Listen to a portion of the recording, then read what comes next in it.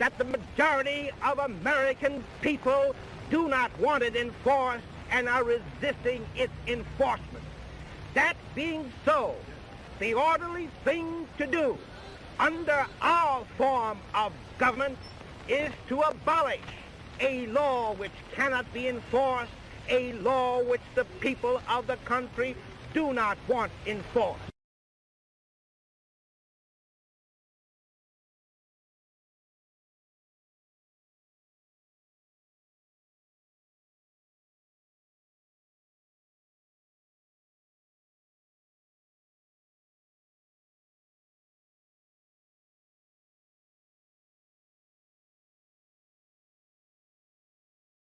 Prohibition cannot be enforced for the simple reason that the majority of American people do not want it enforced and are resisting its enforcement.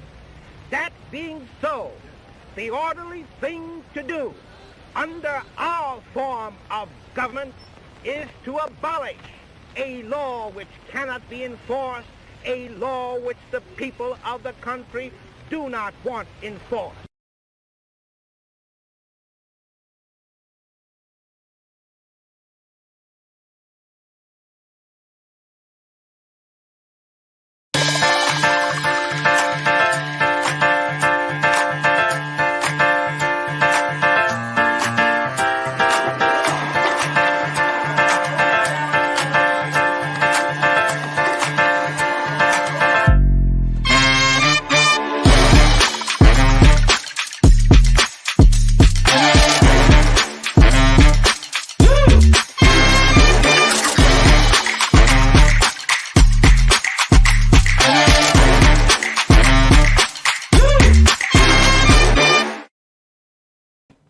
Recording live from KCDI Studios, this is the Kent and Zach Show with Caitlyn Guthrie, blasting anyone or anything that makes us angry. We bring critical thinking, skepticism, and ridicule to anything that makes the news or our purview.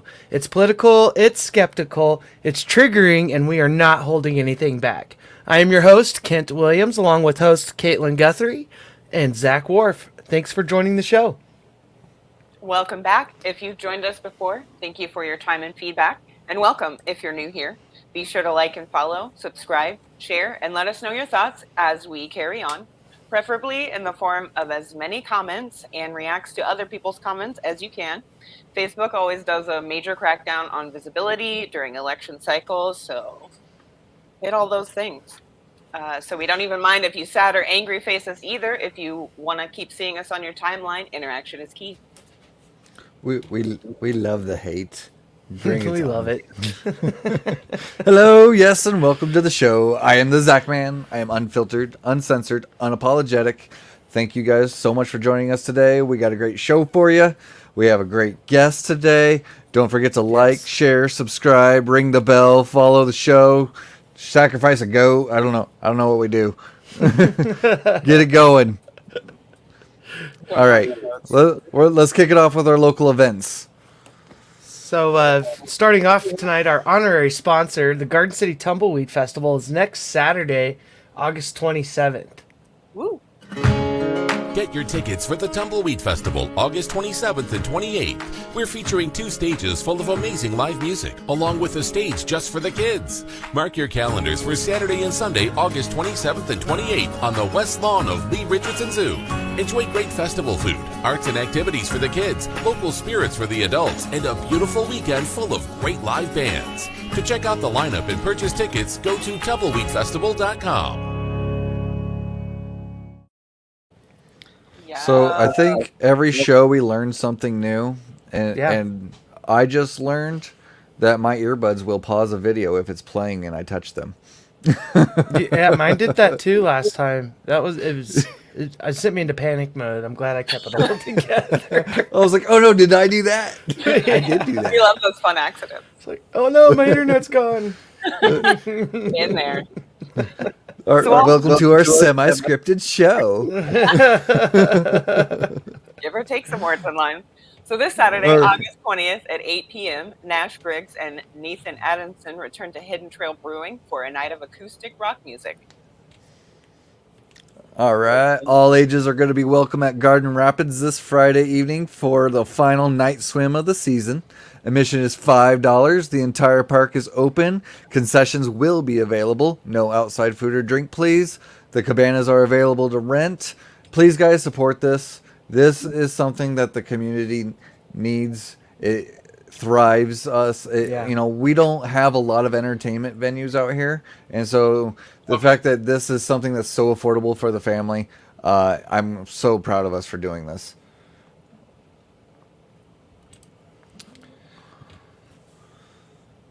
Caitlin, does Makerspace have anything going?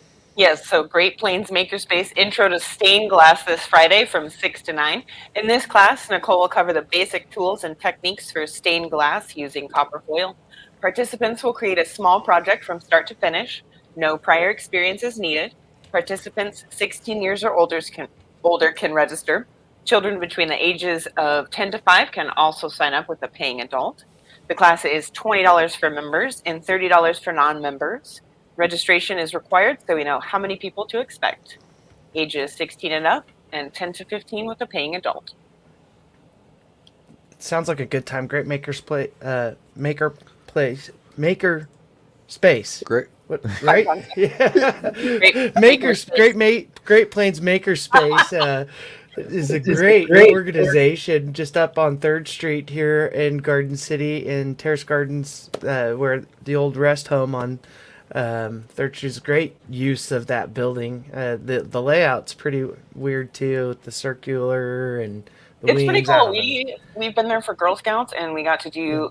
We were in the woodwork shop, and we built like a candy dispenser. Right. It was neat. Yeah, they have all sorts of different events that go on down there, and things you can do, robotics and. I'm not gonna lie, I always forget we have that. Like, yeah, I'm just the guy that goes to Home Depot and gets the things I need. Oh and, man, it's a little hidden if you're not regularly using 3rd Street. Yeah, and you know, it's just like us here on the show. We find these events on Facebook. We pick them out at random. Are you sad because you aren't seeing your event being mentioned on this page? Well, we want to mention those. If you're a nonprofit, we'll do everything that we can for you for free. There's no charge. Please reach out to us here at the show. If you're a business looking to promote an event, that's only $20 for the read per show, which is pretty awesome. Again, nonprofits are free of charge. All proceeds go back into making the show even better. It helps us get out into the community and do more video shoots and live events and things like that to bring what's going on in and around Garden City. And that ad wouldn't just run on the live show. It would run all week long as we run it through various chat groups and whatnot. And we get views throughout the week. It's the lowest view is honestly the live show, and we love our people that come in our comments and I was say, hey, what's up in the comments? People know we're here. Yeah. We regularly the comments make it fun. We go back throughout the week and find your comments and try to like and react or comment ourselves. So we do pay attention to that while we're not on the air. But yeah, we're not looking to make any money on it. We just wanted to plug it back in and see how much more we can generate with it. Yeah, absolutely. So coming up next, we have a new video segment. Let's see what that looks like.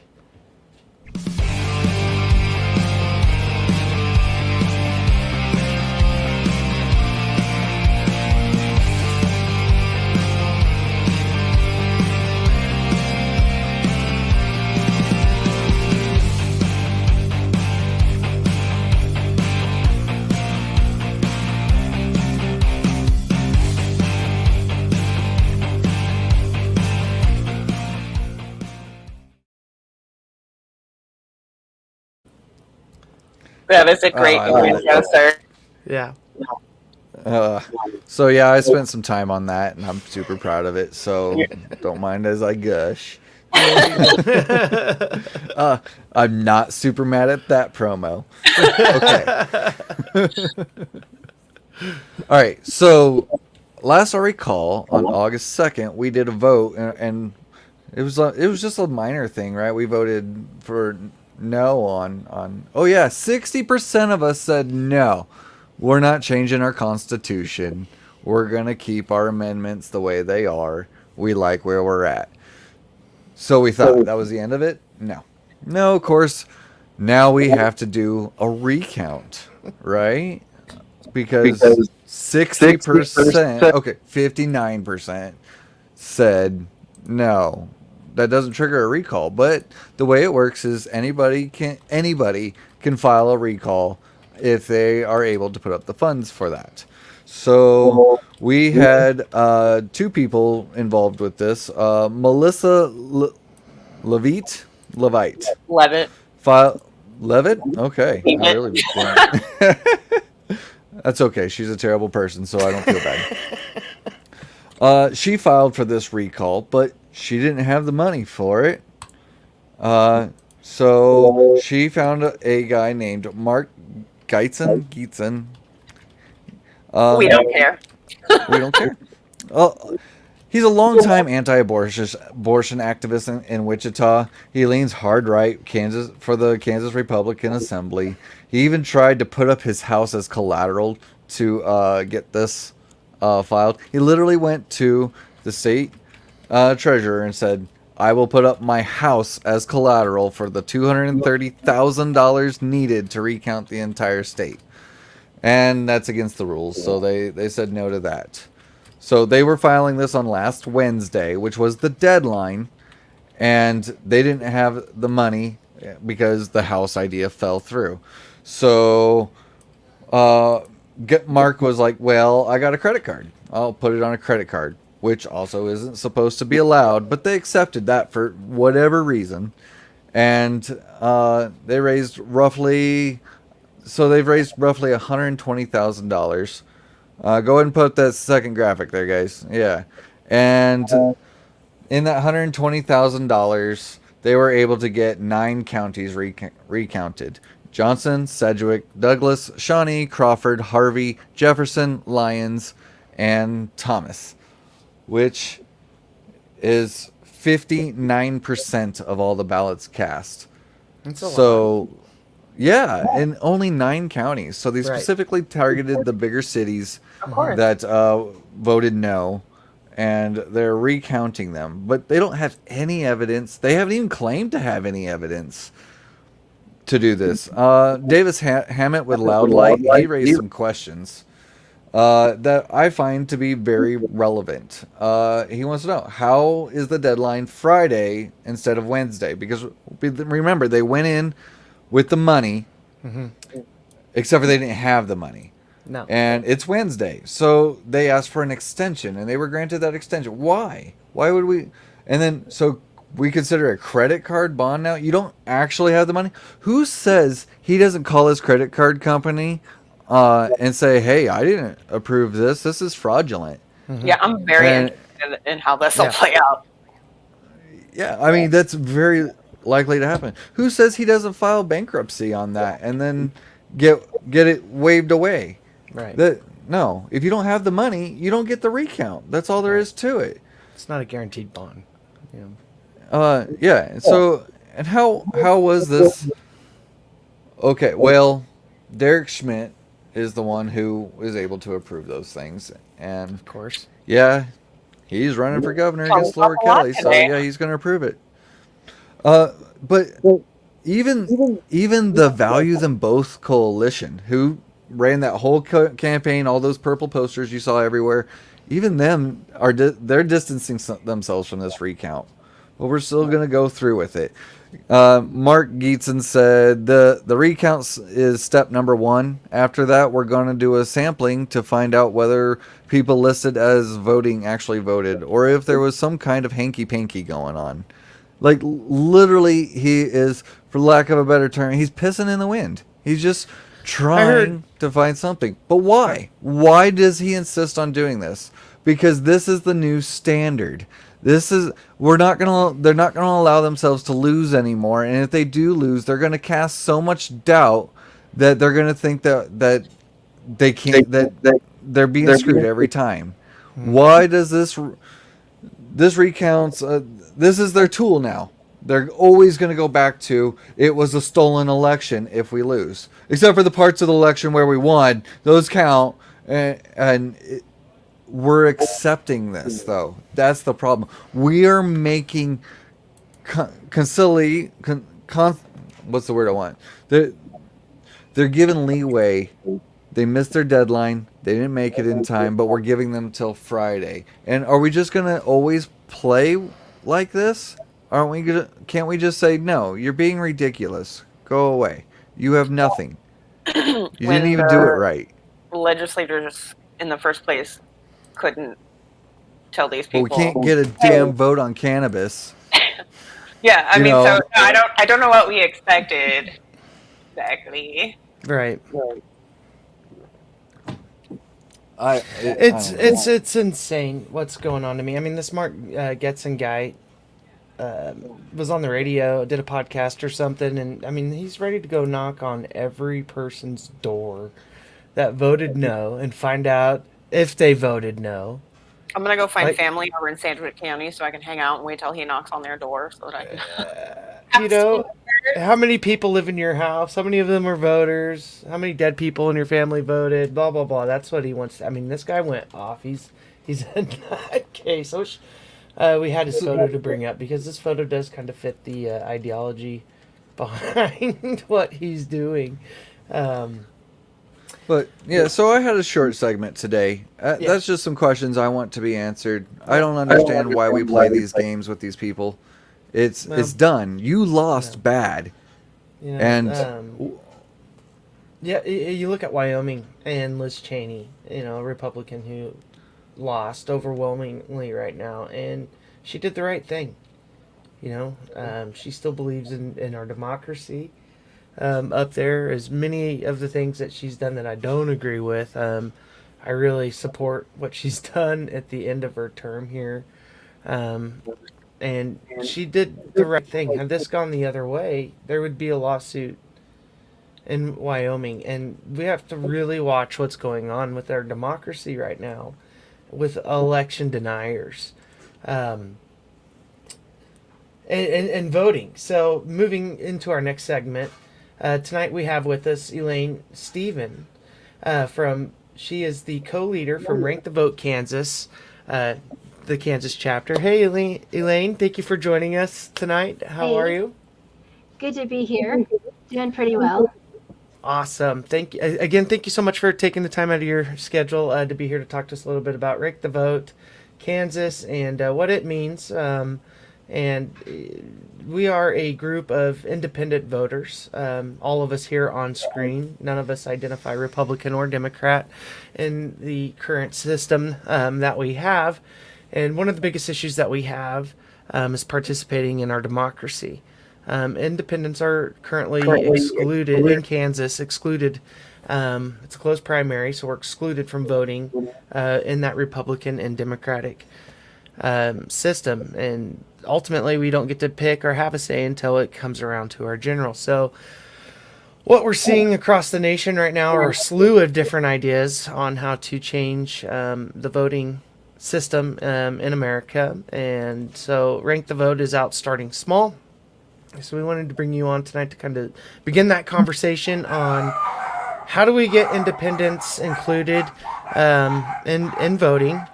And we have special guests tonight from Zach over there. That doorbell, man. Hey, my cats could join us at any time. Yeah, I got a couple on the list somewhere around here too. But anyhow, Elaine, tell us a little bit. Before we get started, tell us a little bit about yourself. Where you're from? You're not from Garden City, so people may want to know where you're from. I'm over in the ICT. ICT. I'm in Wichita and West Sider. You know, got to make that clear. And also an independent, except at the moment affiliated Republican, because I want to stay in the primary. Yeah, me too. I'm affiliated Democrat, but only for the primary. Yeah, I mean, so I just wait for the results to become official, and then I unaffiliate again. And I would love to know how much the election office spends every cycle on my affiliation than unaffiliation. I mean, we know it's the cost of postcards. Right. But yeah, but so voters go through that kind of hurdle, but candidates face an entirely different set of Yes. hurdles. And part of that, well, so independent candidates, or these days, candidates who can't get through the partisan primaries. And I will put a possible plug in here for Forward Party, in that, as we all know, independents face an uphill battle. Like here in Kansas, it takes 5,000 signatures to get on the ballot, and then all sorts of money and stuff like that. But you have to get a minimum of like 9,000 or 11,000 signatures to make sure you have the 5,000 that can be verified. So what Forward Party is doing, and having trouble kind of convincing people that this is really what they're doing, because so many people can't understand this out of the box idea. They are forming a party in the 50 states to provide that ballot access for independent candidates, because there are some states where it takes several 100,000 signatures to get on the ballot. So independents essentially can't run. Somebody who is too moderate to get through current party primaries essentially wouldn't be able to run in most states right now. And that's where kind of what Forward Party is planning can help, because it gives that party apparatus to those candidates without dictating their platforms or who they are as candidates. So it's a cool idea. It'll be interesting to see how it works. And we have seen it kind of go into play here over the last couple of years. Maine has been using it in some aspects since 2018. So this is the other piece of that puzzle, is ranked choice voting. Yeah. See, first you've got the ballot access thing for independents. That part is still not solved. So that part is still a major hurdle. But with ranked choice voting, once independents are on the ballot, once any candidate is on the ballot, they face pretty much a level playing field with all of the other candidates in the race. And that's what's happening in Alaska yesterday. You know, Murkowski being able to get through the party primary despite, well, I guess the primary didn't use ranked choice voting, but she will stand a much better chance of winning in the general because they'll have ranked choice voting in the general. In Maine, their state legislature currently has three, and this is their state house, 3 independents, one of whom is, and then a fourth who can't vote. But if we fix the ballot access issues and have ranked choice voting, then all of a sudden we start to see all these people who can't get through our current system able to run as the Constitution intended. Because the Constitution doesn't say you have to be a member of a party to run for office or to hold any political position.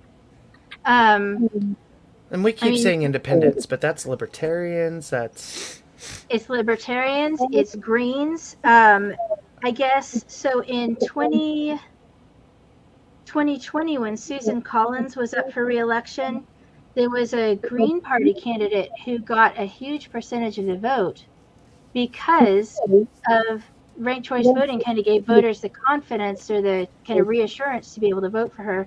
And then, let's see, there was one more year that I had noted. There was a Green Party candidate, Howie Hawkins, was in 2020, and he had his best showing as a Green candidate in Maine with ranked choice voting.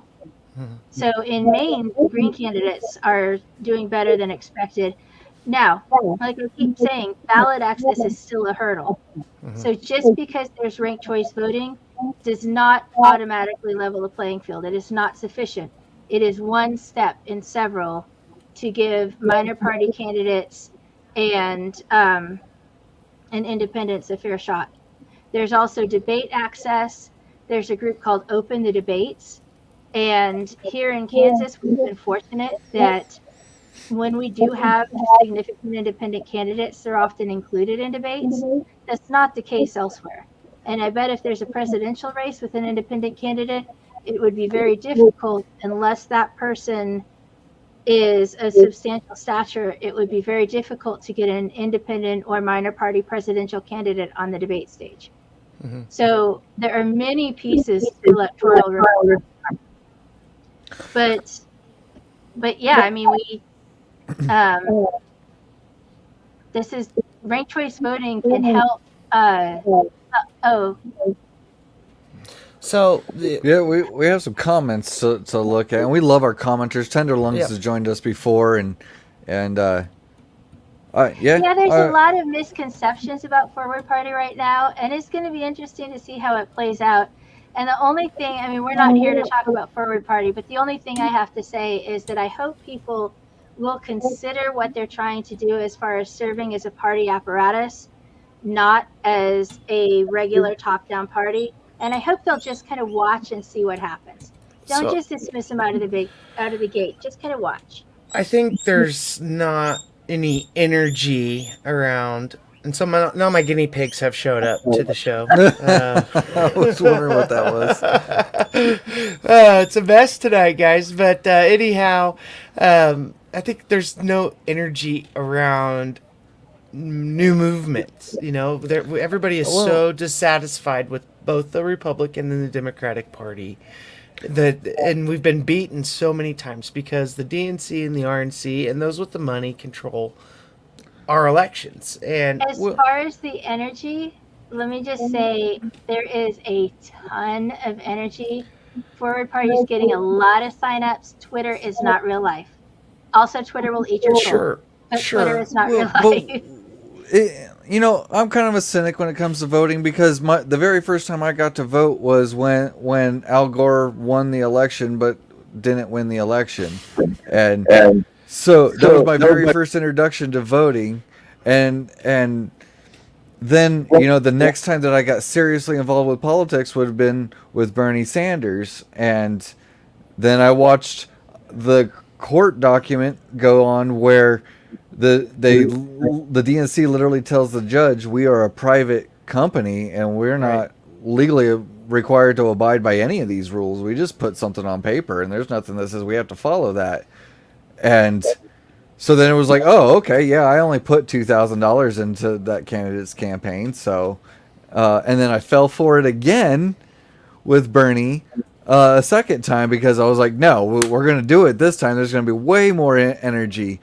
And then I watched as it was planned with, I think they had 84 people on the primary, and all of them dropped out except for Bernie, Elizabeth Warren, and Biden. And it was just...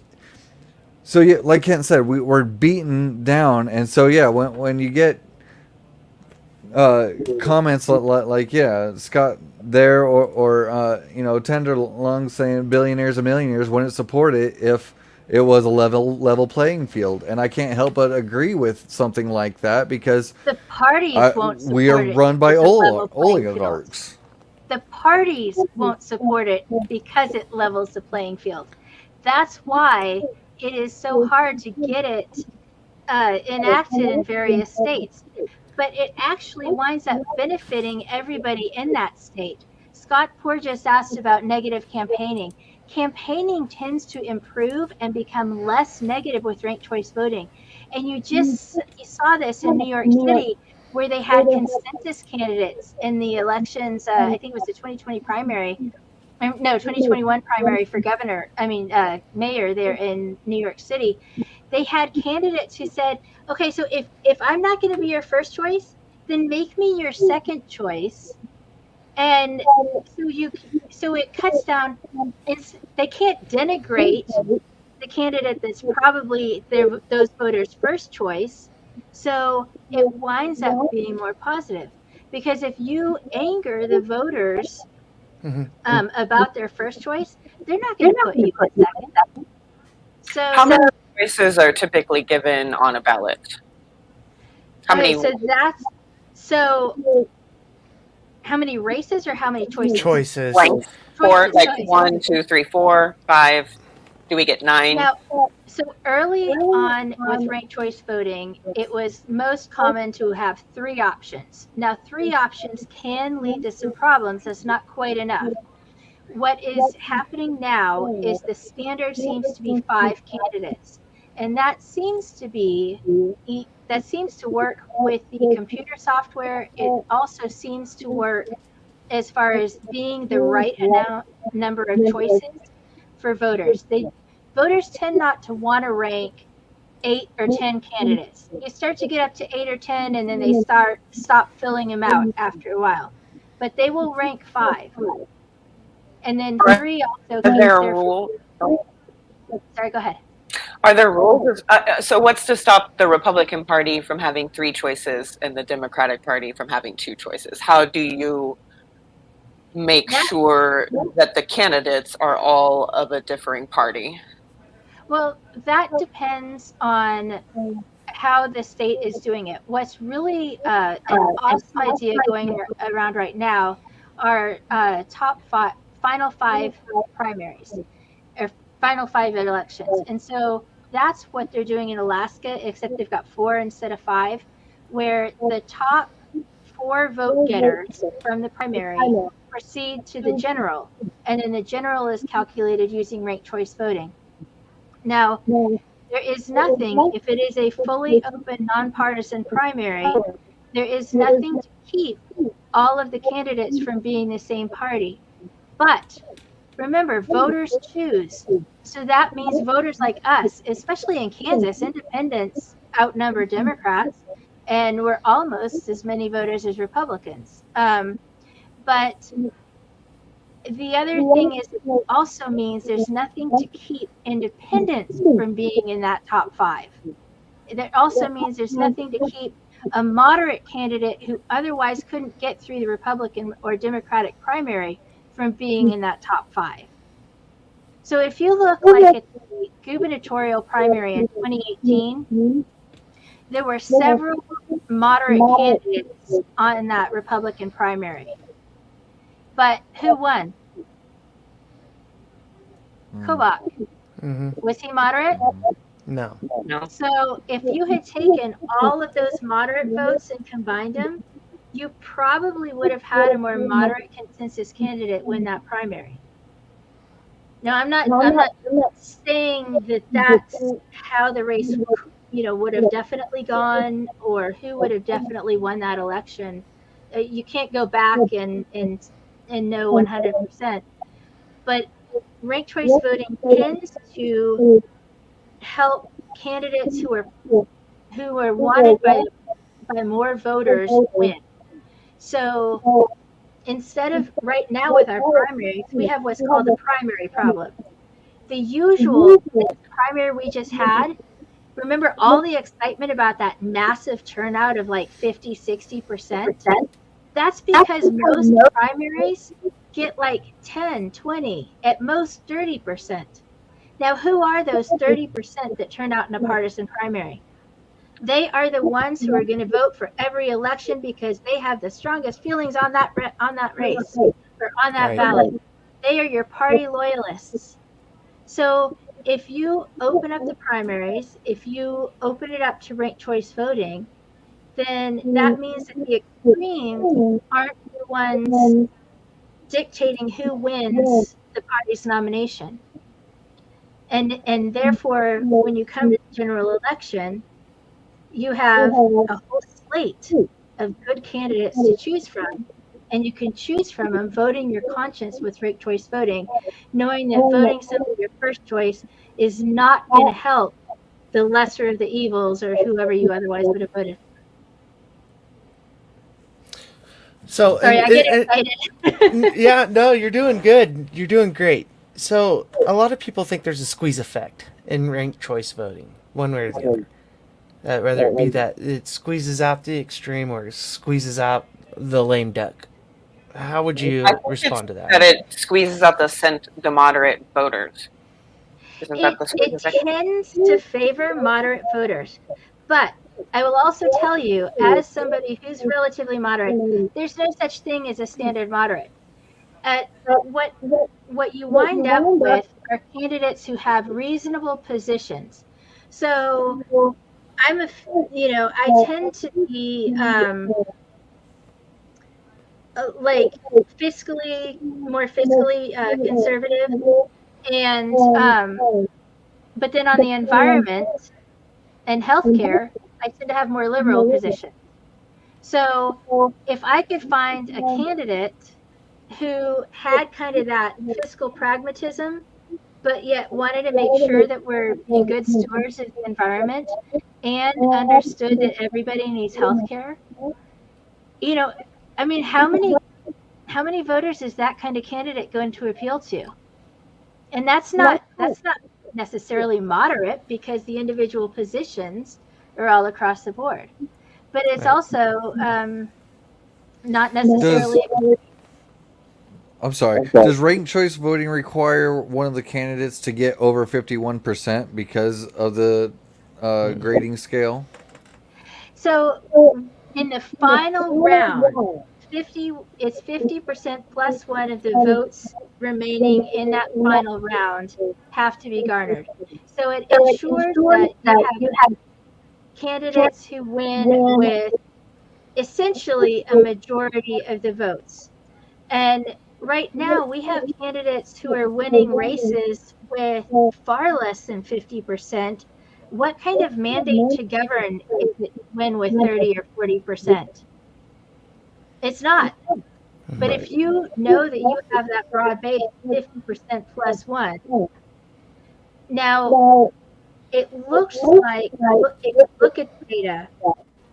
When you look at the early races going back to 2000, it looks like there's a higher rate of ballots that are considered exhausted. That rate is 3%. When you up actually I think it was 1%, but when you up the number of choices allowed to 5 instead of 3, that number of exhausted ballots was down significantly. So you're still a fraction of a percent. But back to the ranking question. If you have, so we have 5 candidates. Am I choosing 1 through 5? What if I only choose 1 through 3? How do I get to ensure that my vote gets counted? Okay, so if you only choose 1 through 3 and those top 3 get knocked out, then your vote, you are not having, you just haven't voted for the candidate that wins. Now, why would I go spend time? Yeah, well, it's the same thing if we vote now and your candidate doesn't win, right? I mean, if I vote now, then, and I did not vote for somebody and they win, then I still have not voted for the person that won. But if you only vote for 3 out of 5 and none of those 3 win, then you just didn't vote for somebody who won. And I can tell you right now, a lot of my votes go to people who don't win. So I feel this. I would love to have an option where I can go ahead and vote my conscience. And I tend to do that, which is why I tend to get candidates that don't, vote for people who don't win. But wouldn't it be amazing to have the option to say, yes, I really love this candidate and I'm going to vote my conscience. I want to see that person in this office. But if they don't make it, then I think so-and-so is a lesser evil than the other one. So that means my first choice doesn't have to be for the lesser evil. I get to vote for who I actually want to. How do we... Go ahead, Caitlyn. How do we keep track of all 5 candidates? Like if we're voters who are voting for issues, how do we spend the time and maintain attention on all 5 campaigns? So are you saying that you need a party cheat sheet? No, how do we, if there Sorry, are... that was kind of... How do I become informed if we're upping the choices to 5? How do I stay informed through an election cycle based on what those issues are? If I'm trying to decide who the best candidate is and thus have a ranking system, How do I? Follow their Facebook page, read their website, read local news. Local news is your friend. People need to be subscribing to local newspapers that do massively important investigative journalism. We need to be paying attention to civics. And one of the problems that we have right now is that people are not civically engaged. They're not watching their city council meetings.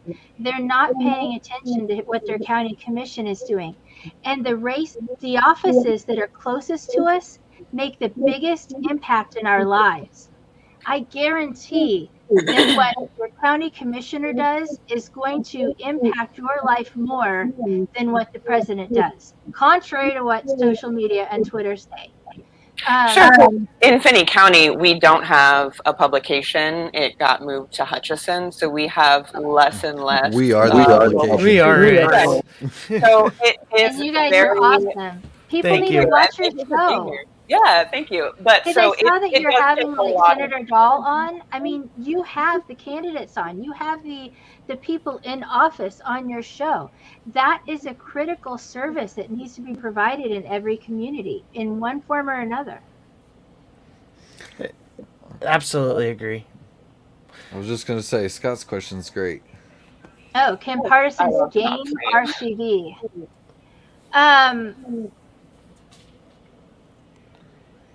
It depends on how well coordinated they are.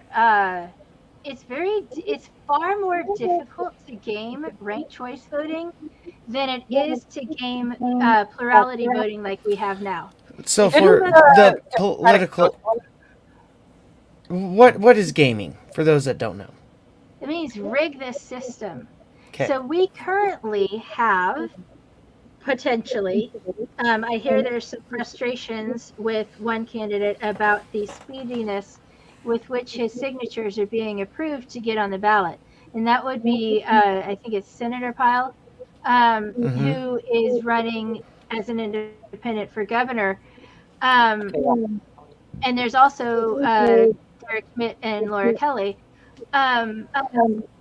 If we had ranked choice voting, then somebody, if hypothetically, this is totally hypothetical, if hypothetically somebody were running and had changed from a party to be independent and then running to deliberately keep their party's person from getting in office, hypothetically, if that were, you can't do that with ranked choice voting.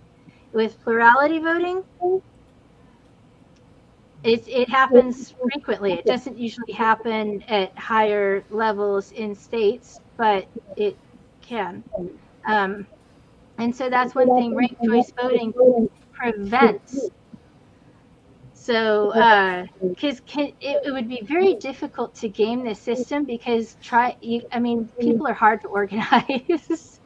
And so to get that many people organized enough to vote for a weak candidate is far less likely than somebody unaffiliating and then running as an independent to deliberately split the vote. Mm-hmm. I don't see ranked choice as hurting anything. I also don't see it as helping the duopoly divide that we have. Just because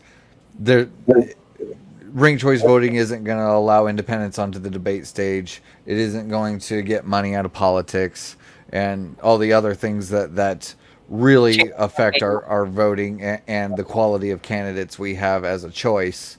But there's some good news. There's some good news. First is that in this country we can multitask. So you've got various efforts to help with the ballot access issue. And there are also efforts to get some of the funding out. But ranked choice voting makes voters more accountable. Makes candidates more accountable to voters and less accountable to the party bosses. Because right now, candidates and parties count on you hating the other party. They count on you hating the other party more than you like your own. And that's why you have negative campaigning. And that's why the parties keep winning and they keep control. They're not selling you what they're for. They're selling you what they're against and who you should be against and who you should be angry at. But with ranked choice voting, all of a sudden you've got these candidates who are saying, let's go ahead and, make me your second if I'm not going to be your first choice. You've got candidates saying, well, if we win, then let's work on this together and finding common ground. And by starting to get some of that and the parties having less control over your emotions and your negative partisanship, that's how you start making candidates accountable to voters. And that helps fight the extremism and the duopoly. And it doesn't eliminate parties. I don't know that we need to eliminate parties, but it does start to help return some of the control to voters, which is where it should be. And sorry, is this a mechanism for primaries, or would this be a general? It can be used in either or both. So like in Alaska's final four elections right now, they're not using ranked choice voting in their primary, but they are using it in the general to sort through the final four candidates. What Virginia did is they used it in their presidential primary, and that's how they got the consensus candidate of Ralph Youngkin, regardless of how you feel about him, who went on to win the general election. Yeah. There's so much there. And I feel like we could probably spend the next 2 or 3 hours going over it. I mean, there's just so many questions. And I think we want to divulge into those as we go through this show. Elaine, do you have any final thoughts you can offer us on ranked choice voting? Where to go, what to follow, how do we stay engaged? I would say check out rankthevoteKansas.org. We also have a Facebook page, Rank the Vote Kansas. We also have a group connected to that page, also called Rank the Vote Kansas.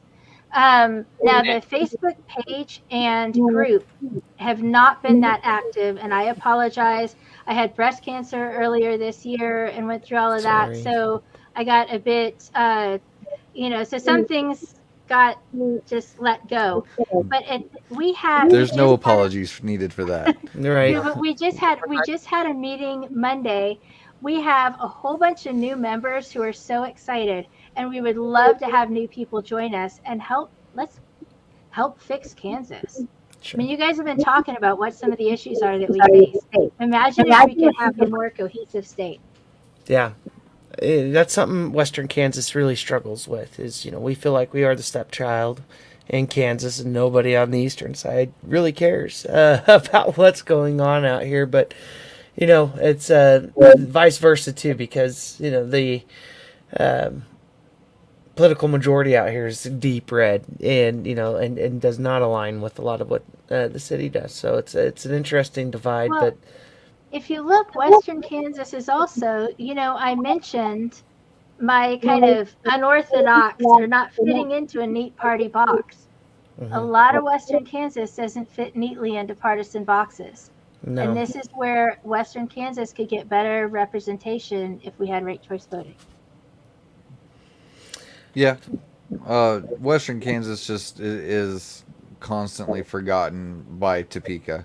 And having been involved with politics for several years in Kansas, both sides. Well, the Republicans spend a fair amount of time out here because they're a trustworthy vote and an easy visit. And there's no trouble, unless I show up, and then there's trouble. But we were the stepchild when I ran for office. And it continues to be that way, especially when it comes to left-leaning politics, whether it be the Democratic Party or further left-leaning, like I find myself to be. Yeah. But Elaine, thank you so much for joining us. I really appreciate you taking the time to come and explain things a little bit more. I'm sure we'll have to reach out with more questions as viewers are like, hey, what about this? Right. So, I'm sure you'll help us get those answered. Feel free to comment if you can, or if you've got the time, or in those other questions. Thank you so much for hearing those hard questions and being able to answer them. Thanks for inviting me and listening about this. I mean, this has such potential. So thank you so much for this opportunity. Yeah, absolutely. We can't wait to have you on again to talk about more issues in Kansas and how it affects independent voters and other things that we have going on. So thanks again, Elaine. We'll see you soon. Thanks. I'm putting this comment up. Sorry. Didn't forget about you, Troy. Didn't forget about you, Troy. We don't forget about you, Troy. We didn't post about you today. I want an apology to the whole city. Yes. I want you to step down, and you'll never hear your name again out of my mouth. Sorry. Stole thousands of dollars, tens of thousands of dollars from a Garden City nonprofit. He does not deserve to be on our city commission. We got you, Undercover Smith. Thank you for tuning in. Thank you, everybody else, for tuning in tonight. It's been a wonderful show so far. We want to thank Elaine Stephen from Rank the Vote, Kansas. Why am I so bad with names? You are tongue-tied today. It's been all day. Sorry, Caitlyn, go ahead. Oh, I'm also bad with names, so. Yeah.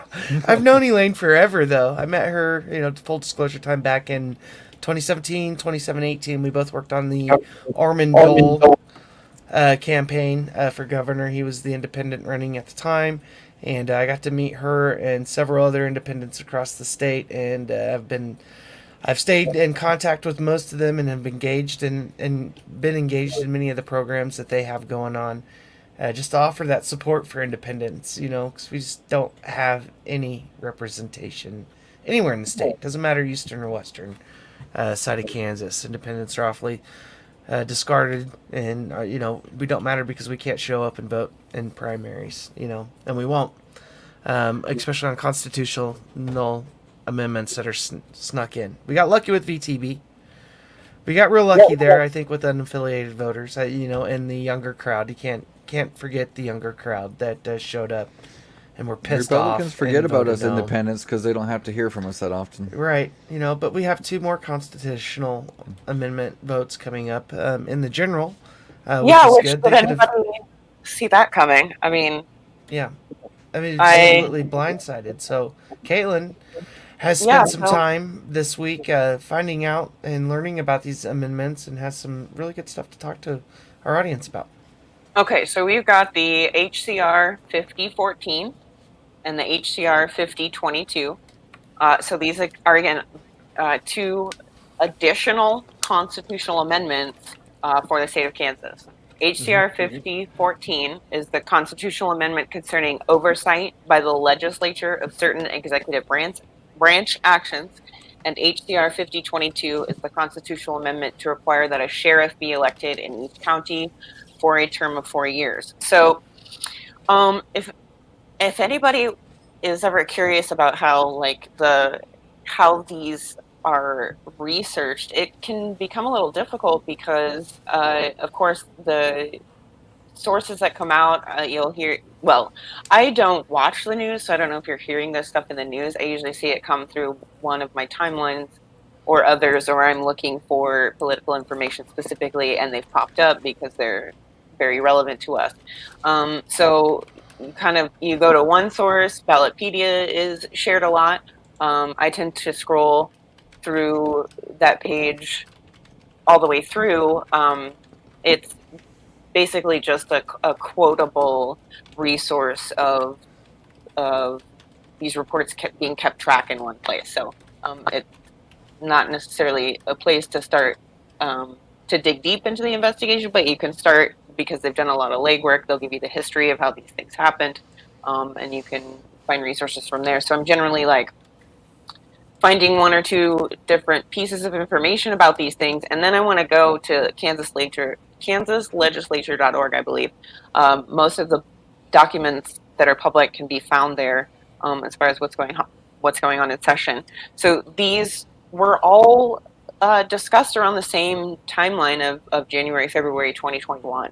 So these have been discussed already, and I haven't gotten to the part where we find out how or why they're so concealed, or why we feel like we're just always catching up or joining forces in order to make sure that we just get educated about these things, because they're specifically very confusing. So the HCR 5014 would constitutionally transfer basically power of law and regulation into the hands of legislators by a simple majority. So hugely notable. Republicans have held a majority in both chambers since 1991, but the governorship regularly toggles. And the Democrats have held the office for the last 14 out of the 30 years. So it changes back and forth. So we want to look at, the Democrats we've got Laura Kelly again. And so so Derek Schmidt retired from his position to run for governor, and now we're looking at Chris Kobach. So it's this issue of being able to grab the ability to be able to do what the party wants, or even what these individuals who are claiming party affiliation want. So basically, it would make our governor a figurehead. Because if our legislator didn't like what they were implementing or vetoing or their executive action, they could just override it. Is that what I'm understanding? Okay, I think what I'm understanding what you're asking, it's flipped. So basically, it would give legislature a simple majority in order to basically say no to something that the governor would enact for emergencies or for like an executive order.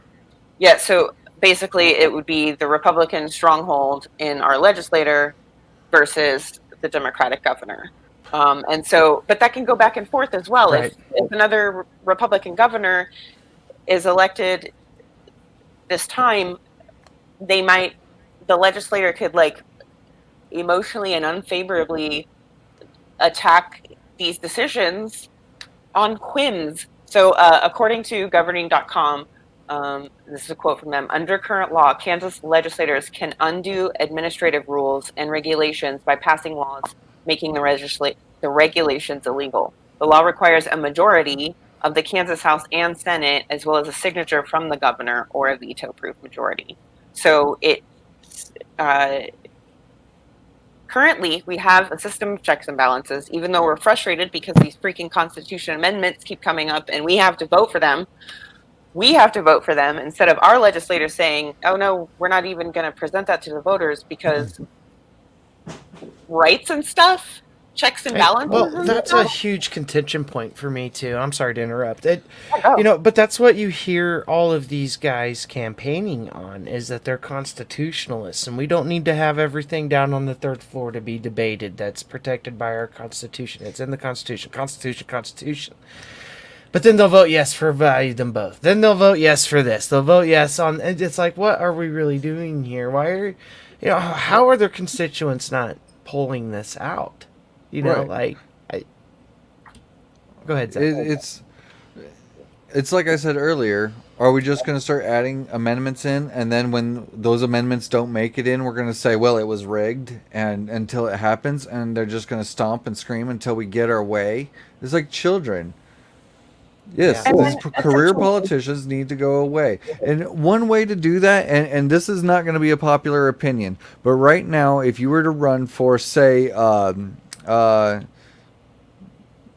Senate spot, state senator in our area, you would make, I believe it is $28,000 a year after compensation. Yeah, what poor person can do that? Yeah, you can make more flipping burgers at McDonald's, literally. Yeah. Than doing that. So it's specifically designed as a hobby for retired people that have already got their finances together. They don't need to work. Their kids are out of the house. Because the other thing running for senator or representative makes you do is live in Topeka for, 5 months of the year, I believe it is? During session. Yeah, during session. So it's either 4 or 5 months. It depends on if they have to extend it and stuff like that. But special sessions. There is no incentive for good, honest, trustworthy people to go run for these offices. There's just not. Yeah. And that's why we have people like John. We're fighting for whether we want John Wheeler or Bob Lewis. And when truth be told, we don't want either. We don't. But I can't afford to run again. It cost me thousands of dollars to run last time, and I had zero support from my party at the time. And even if I did have that support, they're not going to pour the money into it that's required to run well. Nobody's going to put $120,000 on a credit card for my campaign. No. But hey, if you were supporting HRC 5022, which is Caitlyn, what's that one about? I mean, you maybe had a shot there, Zach, of getting some money if you were willing to do something like this. Okay. Yeah, tell me about the sheriffs. Yeah. So this amendment. Did I write that down somewhere? Just a second. I thought I had it. Yeah. Okay. So to require that a sheriff be elected in each county for a term of 4 years. And so you're like, wait. I mean, like, do you have some questions about that already? Like, okay, so do every county have to have a sheriff currently? Is that just something we can do? Or is it something we don't have to do? Is that what that means? Correct. So right now, all of our counties, except for Riley County, elect a sheriff already. Mm-hmm. I'm pretty sure the term limits come up every 4 years already. Mm-hmm. Mm-hmm. So mm-hmm. the language, the way that it gets, ask anything. The way, they seem to like consistently try to imply with these amendments that like it will be better somehow for a system that already exists. So one of the complaints of the opposition is basically like, this office isn't under threat. What are we, like, why are we? So Riley County, I didn't write down specifically what. Okay, so in Riley County, they have a consolidated force basically of enforcement. So it involves a collection of offices, and they don't have a sheriff. So even Riley County is opposed to this HCR 5022. It says it doesn't specifically exclude Riley County, but it says if a county has already basically dissolved a sheriff's office by January 1st, 2021. And so hopefully they can say if anything comes up that they don't, that they are disqualified from having to do this because they had already decided prior to this date. But there's a lot of stuff that can happen with the way that it's read when we're voting on these issues. So things can get placed into it, into the language to begin to mess with Riley County as well. So basically what this would do would mandate that all counties have to elect a sheriff. And so you can't change it later and want to allow the commissioners to appoint a sheriff. So a lot of opponents are like, currently as it exists, we can do what we want to do. And so what if a county elects a sheriff and he turns out to be a giant tool, as officers tend to do from time to time? Yes, so it exists right now that we would have to, so we vote for a sheriff, and you would have to get a majority of the voters to recall that sheriff. So you would have to launch a whole recall election, which means signing petitions and, right now, not to interrupt the point of the sheriffs, but Kent and I were trying to put together a recall election on Troy Unruh and see what that would take. And it's a lot. And that's just a city council position. It's not somebody who carries a gun. God, I hope Troy Unruh doesn't carry a flipping gun. Most people, here's the thing.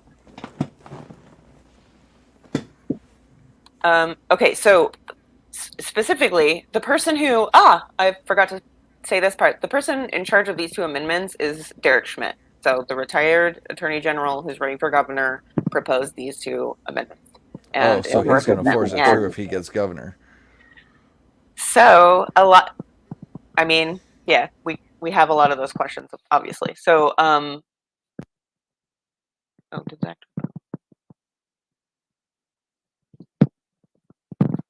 I don't hear anything. Okay, so we're gonna have all the hands would today. say, yeah. That was a distraction. My bad. It's my brain burns. I left my mic muted after the guinea pigs listening to us. I can't hear myself. So Okay, so we vote and not appoint, but most notably, it would give power to the AG. This constitutional amendment would give power to the AG to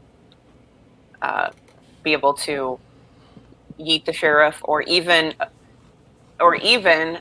begin to try to implement sheriffs that they do approve of, because we don't pay attention to these sheriff elections, right? And these elections go unopposed very largely in most counties. Underground. As Zach was just getting ready to say, he's having some internet problems, probably the same ones you were having at your normal place. Yes, I have a different couch, so we have yeah. So we are, as he's saying here, radio segments and newspaper articles, signs in the yard, that takes money, and we're poor. It's hard for those things to happen. We estimated we were going to have to knock on like 1,500 doors. There's only 5 of us, and we work full-time jobs. It's just not possible for us to do that. So it just makes it super crazy hard for so many things. And like, here's another comment from Scott Poor. The Johnson County Sheriff is nuts, and there are so many of them that are out there. And they've discussed a consolidated county police force. We were talking about that earlier today. I wanted to make sure that I noted that during this session discussion, they had sheriffs from all over Kansas come to the gallery during the discussion for this amendment to be pushed to the voters. So, it was noted in several articles how basically some lines were crossed and the gallery was addressed, or the gallery was allowed to take photos of what was being discussed, which shouldn't be allowed. Right. So, yeah. Yeah, I think the comment was there, I tweet all my votes anyway, yes, that one of it or whatever, but I get to, you're not supposed to, so yeah, there was, she felt intimidated that was. They did. That was wrong for the sheriff's department to be there, and that was intimidation of our legislation, which is just which is insane to me. It's exactly not what they're supposed to be doing. You know what I mean? In our community and what they're driving. So moving forward, we also had HR C 5014 come up, which would. And I believe, I wanted to mention earlier, too, that Bob Lewis, as we were talking to him, he was a huge supporter of 5014 in his campaign, which is scary to me. That's what we have coming in. If you've ever been on the kansaslegislator.org looking around at these things, as I frequently do, it's quite... I don't know. Emotions I can't describe when you look at how the yays and nays swing based on whatever group. And there's such a large majority that nothing ever gets done. They're like, okay, well, we're fighting over these issues. I guess just push them out to the voters. Anyway, vote no on both of those. Yeah. And we're going to keep talking and more about it. So, and that's the thing that I want to talk about with Bob Lewis too. And I'm sorry to divert a little bit here, since the cat's out of the bag now, so to speak. He'll be running unopposed in this general election, so he's a shoo-in for District 123, I believe. I don't think there's any Democrat running against him coming it's up. Too late to do it. It is too late to do it, and so there is. But that's what happens when you have one of the parties who doesn't pay attention to an entire half of the state because they claim they don't have the money. What at the end of the day, they don't have the care. It's too far for them to drive to train anybody to do it, and I dealt with it for years, and it hasn't changed. Yeah, and the guinea pigs are here telling me right now that word on the street is there's going to be a write-in campaign for John Wheeler, and I don't think he's announced that. I don't know if he even knows that this is going on, but there's a large group of people that are coming together to start a write-in campaign for Wheeler, who voted against HRC 5014 originally. So I mean, that's... I wish if there was, if you're going to run all the effort to do a write-in campaign, you get somebody who's actually worth campaigning for. And well, just that's not the problem, though, slightly Zach, is better we than the other don't option. have anybody out there that's willing to step up and do it. You know, we just don't. Well, I hope who are they let gonna John do that Wheeler know for? that they're doing it, because if he's got to agree to doing it if he wins, That's true. You can run a write-in campaign on anybody. That doesn't mean Yeah. they have to do it. Yeah, exactly. But I don't know. It gives us options, and I like that there would be an option, I guess, instead of knowing that Bob Lewis is going to win that position completely unopposed. I don't care who's running again. I don't remember seeing John Wheeler campaign. I don't think he wanted to win. Well, he did have COVID in there, and it did get him. Who pretty hasn't good. had COVID at this point? How old is he? That's the other side, the other flip. There's so many. Yeah, there's that's so what many, I'm saying. He's there's so many old. things. There are so many things, and like Elaine was saying earlier, we have to choose between the lesser of two evils, especially in a situation like this. And you don't have to. You don't have to vote. I mean, Bob Lewis is a shoo-in, no matter what. You know what I mean? That's what it is. On it, it's the write-in campaign, or it's Bob Lewis is a winner and you don't vote, and Bob Lewis is the winner. Nope. I suppose. Yeah, that's the long that's- version of it's a big old club, and you ain't in it. I like this one, the It cover is. guy. It is. So it's been a long show again here tonight, guys. We apologize to our audience once again. We are trying to keep this thing at an hour or shorter, and it's hard. We want to talk to you about so many things, and there's so many things that we want to say that we haven't even gotten to cover yet. But we will be back next week, Wednesday at 8 p.m. What have we got going on? Undercover. I was before my computer decided to restart itself. Oh, I addressed that. What I was getting ready to say is next week I will try to do a little piece on what it would take to recall Troy and why I don't think we would be able to do it. Yeah. It's not just gathering the votes. If it was just gathering the votes, we would already have this underway. There's something called nepotism. Yeah, it's a lot. But that's not going to stop us from continuing to report on the things we find, because it really opened a can of worms for a lot of other information and much content for many shows to come. Yeah, We learned there's plenty of people in Garden City who aren't happy with Troy. There's plenty of them. Yeah. Not all of them are as vocal as we are, and that's No. okay. We're here to be the voice for you. Be scary. We can publicly shame Troy, and that's exactly what And we we intend will. to do. And we've been sharing his face and tagging him in posts every day last week. And We may do everybody that has the same opinion that you. Everybody is just like all the freaking. Yeah, smart I mean, people.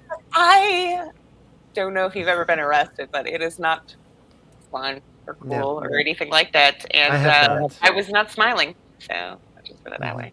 Right? yeah, And I didn't people. do anything wrong, so You're right, Tenderlungs. And one of these days, we're gonna have a marathon. Probably when big elections come around. We'll have lots of guests and people talking and things like that. And we look forward to doing that. But we want to thank everybody for being here tonight. Please, please, please, if you liked what you saw tonight and love local journalism by just ordinary people who aren't affiliated, have no agenda, but to talk about the I went to corruption school for and the things- biology. high school, and I got to work. So we're just here to talk about the things that are uncomfortable in our community and get a blanket statement, and people just kind of go along with the trend. And we're here to break the norm, and that's what we want to do. Abnormal conversations. Because with great power comes great responsibility. Join us next So week. here we are. Join us next Wednesday, 8 p.m. as we welcome Kansas State Senator John Dole. Have a great weekend. Bye. Thanks, true believers. Well, Test. Better. take a minute to envision it. Been the wisdom deriving from a difference of opinion. Inquisitive, isn't it? When the picture in the mirror isn't shit, but give it a minute. Fix this image and hit the bricks with the viciousness. But don't play, cause one day you'll be saying you shoulda, coulda, woulda, but my shit it just wouldn't drop. Cause you wouldn't hop, but you're so worried. It was your world. When you hit them with the rhymes, they had no words. Just come back to the flip of the tongue fun that you once had and chuck it like a beer and crush that. Go shave your mustache and write it down, cut that, and show 'em what's rap again. Oh, oh, oh, I'm getting tired of that. I don't know anymore what they call rap. Getting so you know that something's missing.